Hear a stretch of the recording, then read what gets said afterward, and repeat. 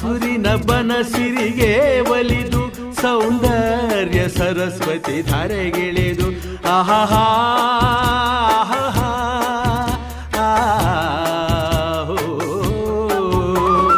ಹರಿಯುವ ನದಿಯಲ್ಲಿ